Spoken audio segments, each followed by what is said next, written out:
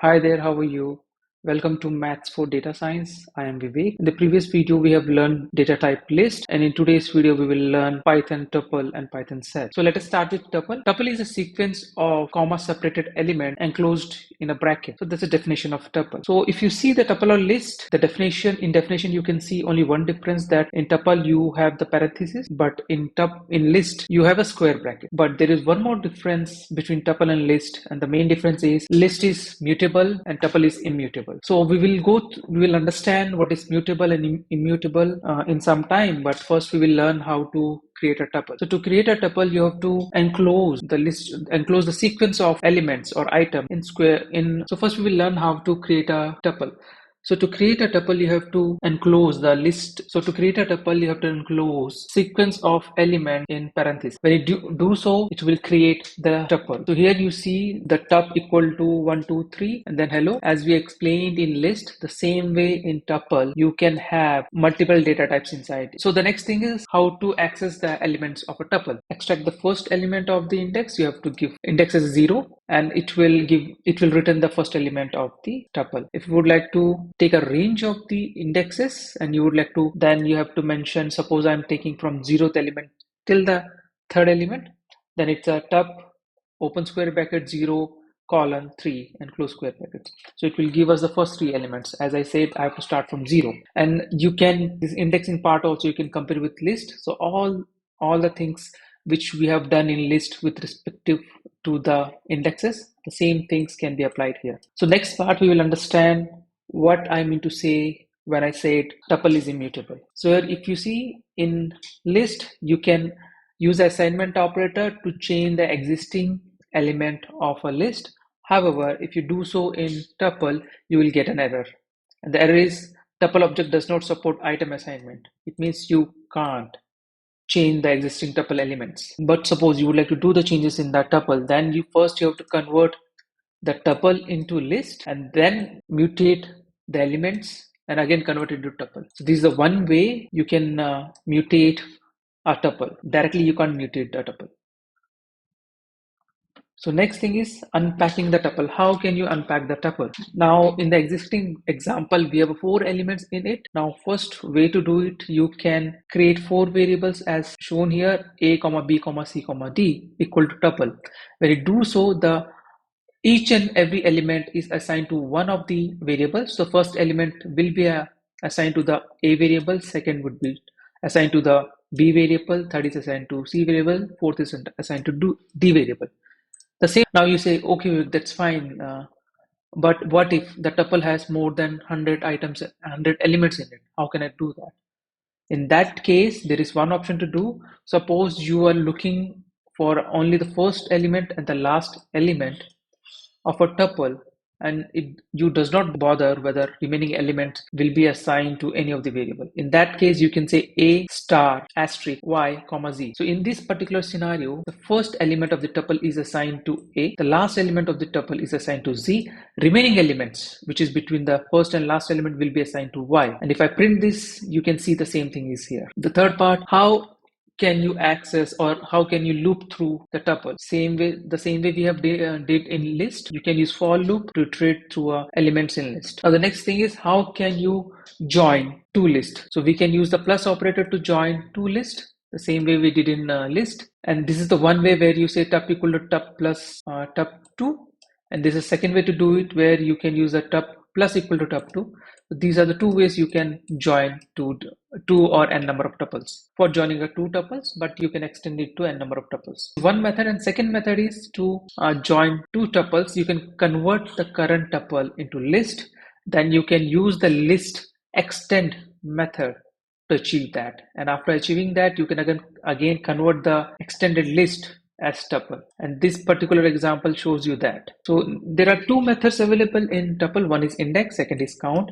Index method will help you to find out the index of the element you are searching for. The count will give you the count of that particular element in the list. Suppose in this example I am taking 1. Now when I say tup.count 1, it means it sees and check how many 1 exist in this particular tuple. In this case it's 3.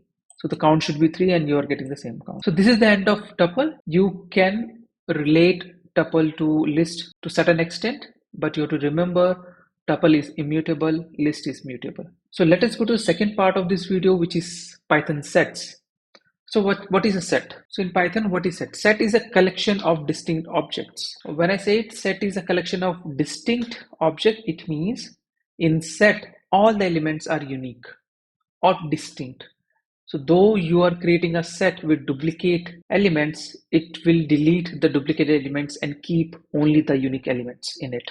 Now we will learn how to create a set. To create a set, you have to keep your elements in curly braces, and when you keep your collection or elements in curly braces, it is considered as a set. So here you can see an example of set. So this, I have printed it here, and you have to remember one thing. In set, you can have a list or a tuple as one of the elements. And there is one more thing when we say a difference between list, tuple, and set. Set is unordered and list and tuple is ordered. What it means is, we have seen that in list and tuple you can have indexes to extract the data or extract the element. However, that is not same for set. Indexes does not work in. I would like to show you how set we apply on a string, how it behaves. Now in this particular situation, if you say maths for data science in DS, if I'm applying set function on this thing, you can see now this entire word is divided into individual letters. And if you see here, the D, capital D is repeated twice, small d is repeated twice, but when we convert it into set, you can see it is repeated only once. Here you can see there is a small s, though in for human eyes, capital S and small s are considered same. But for system, capital S is different from small s. That's why you can see the capital S and small s also here. The next part, how can you access elements of a set? So for that thing also you have to use for loop for I in set1. Set1 is a variable we defined earlier, and that's how you can apply, or that's how you can access the elements of a set. It will be created in the same order. The order might be different. And because of that reason, index we can't use to extract an element from indexes. So to access the elements of a list, you have to use the for loop, then only you can achieve it. Next, we will learn how can we update elements of a set. As I told you, the set is not ordered. It means the indexing method or assignment operator will not work. For the same, we have update method available in set, where suppose you would like to update something. So now we will understand how to update the set. For that thing we can use, to achieve that, as I told, this is unordered list, so normal operator won't work here. In Python we have update method available with set, using which we can update a particular set. Now suppose we have these two set, which is lang1 and lang2, and now I would like to update the language 1 with language 2. That I can't do it right away. Suppose I'm showing you the same way we did it in list and tuple. If we can do it using plus operator, it will not. It will throw us error. Set or unsupported operand type. But to achieve that, then we have an update method available. Using this, you can achieve the required output. So now you got the required output. So the next method we will learn is the union method. So it is more or less similar to the update, where you are trying to union two methods. So in mathematics, we understand what exactly union means. So we are combining the two different set to make it one. But the difference between update and union is that update does not return a new object. However, the union does return a new object. Lang1 dot union ID of lang1. Let us print it. See, the ID is 136. And now if I print the ID of this, you understand that. Now see, the lang1 ID is this one, but after you are applying the union, it has referred to a new location. So ID is different. So in this way, you understand that union method gives a new object as an output. However, the update does not do the same way. Okay, then next, suppose you would like to remove certain elements from set. That can be achieved using the method called remove in sets. So suppose from lang1, I would like to remove, say, C++. So you simply say lang1.remove method, you apply it, that particular C++ is removed. Let me print it and show it to you. Okay, now you see that we got this error here. What is the possible reason to get this error? Because I ran this command first, and after running that command again, I'm printing. As it is already removed, you got this key error. So let me execute this part, and now we will do it. We will not get the error. So the error happened because this remove function was trying to check for this particular key, as we already removed it, and we are trying to remove it again when it and it does not exist. Because of that, we got that key error. But after executing this thing again, where we have made sure that C++ exists in lang1, then this particular error did not, we could not see this particular error, key error. So that was the reason we got the error. Now you can say, yes, that's fine. The remove function did throw us a key error when that particular key does not exist. But what if I want set not to throw any error if the particular key does not exist? For that thing also, we have one method available, which is discard. In the discard, as you see, that remove is already removed from here. So C++ we have already removed using this particular remove method. I will execute it. We are supposed to get an error if I executed it, because it is already removed. So we got the error. Now, as I told you, that discard will make sure though the key does not exist, it will not throw any error. Let us execute and see it. Now see, though the C key does not exist in the set, we did not get any error. The discard and the remove behave the same way. Only difference is remove gives us the key error, but discard does not. So the next part we will try to understand. Now we know how discard works. Now we have a pop method also available in set, same as list. However, the difference between the pop method in list and the pop method in set is that pop does pop an element, but it pops very randomly. We don't know which element it is going to pop. So now in this scenario, let me print this. So here in the lang1, the sequence currently is C, Python, and Java. Let us see what is an output now. See, ideally pop should pop from the end, but it has popped a random element from the set, which is C for timing. And after popping, it has written this particular object. So you can save this particular output in some variable. And let me print the the set once, and let us see. Now here you can see only Java is available. But ideally Python should also exist. But if you remember, I have ran this particular cell twice, once without the assignment and second time with assignment. So that's why we have only one element here. And just remember, the pop will give the popped element, and you can save it in a variable. Suppose you would like to clear the entire or all the elements from the set. For that thing, we can use the clear method available. So what clear does, it makes sure that all the elements from the set is removed. So this particular cell, I ran it again. It means the lang should contain all the elements. Now I'm doing a clear, print it. So now it's saying the set is empty. So I can run as many as times I can, but I will not get error though the set is empty. So clear will clear all the elements.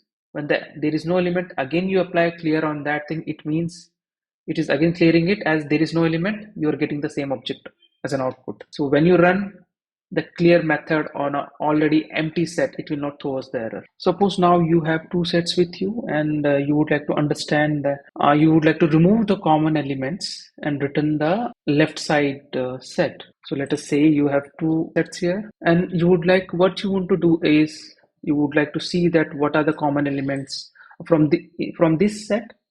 What are the common element exist in this lang1 set, and you would like to remove only common element and would like to print only the unique elements. That you can achieve using two approaches. First, you can do lang1 minus lang2. Let me print it. Now here C is common in both. So from this set, C is removed and remaining items are printed here. This is the one approach. Second approach, you can say lang1 dot difference update lang2. Now print lang1. Now you got to say same out. Now here in this approach, it is giving us a new object as an output or new set as an object. But in this case, it is updating the existing lang1. And there is a third way to do it, that is lang1 dot difference. Remove the update, difference only. In this scenario, it will return as a new object. It will not do any update in the existing variable, but it will return as a new object. So let me execute this thing, and now You can see the output, you have a C. Now you can print it. You can see the C is removed and remaining objects are present here. The difference between difference underscore update and difference is that this doesn't return an object. It does changes in the existing set, but this one returns an object, a new object. Now, suppose now you have two sets and you would like to find the intersection between them, that is A intersection B. Then for that also we have a function called intersection underscore update lang2. So wherever you see underscore update, it means it will do the update in the existing set, which is at the left side. And if you don't see update here, it means it will create a new object.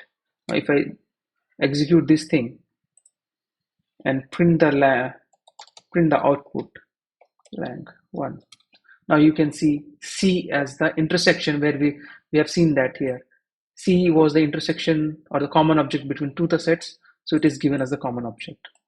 But same thing you can achieve using the command intersection only, using the method intersection, but in this case you will get a new object. Now the next set function or operation we can do is this: A plus B minus A intersection B. So this function also we can do. So here what we are doing is we are removing the common elements and keeping the unique elements from A and B. Even this we can achieve, and we have a method available in set, that is lang1 dot symmetric metric difference lang2. Now here let me rerun this thing to get the correct output. Now let me print the lang1. So I did a small mistake here, that symmetric difference underscore update. If I do so, as I explained earlier, if there is underscore update, it means it will do the changes in the existing set variable. But here I mentioned update and I was printing the original lang1. Now if I execute this thing, you can see you got the elements which are not common or which are unique in both the sets. So this is how you can use the symmetric difference. So you can perform all the set operations which you know, the intersection, the union, everything you can perform here. Here we have used the symmetric difference, these methods. The same you can achieve using the operator also. So let us understand. I told you one method here where we are doing lang1 minus lang2 to remove the common elements from lang1. So that is one approach. Second, so to achieve these output, you can use the operators also. To combine two sets, you can use the pipe operator, which is same as the union. So you will get the output. Suppose you would like to say, I would like to subtract the common elements from the lang1, then you can use lang1 minus lang2, the other way around also. And to find out the common elements, A intersection B, you can use ampersand symbol and you can achieve the A intersection B output. So now these are the operators. Using this you can write your set operations. So if you would like to find out the A union B, that is A union B, the formula is A plus B minus A intersection B. So I did not find an intersection symbol here, so I'm just using the carriage. So this is the formula of A intersection B that you can achieve by writing lang1 plus lang2. So that is, so lang1 pipe lang2, that is nothing but A plus B minus A intersection B, that is lang1 ampersand lang2. So this will give you the output. Delete this particular recording. Delete this particular phase. So now we came end of the lecture. So we came to the end of the lecture where I have explained you the set and tuple. So in set there are a couple of more methods available, 2 or 3. I would recommend you to go through it and explore from your end also, because I would like to make this entire series of videos more interactive. And in GitHub, I have uploaded a couple of coding exercises for tuple and sets. Please go through it, do the coding exercises. It would really help you to improve your understanding on tuple and sets. And the link is mentioned in the description. So let us catch up in the next video. Till then, I'm Vivek signing off.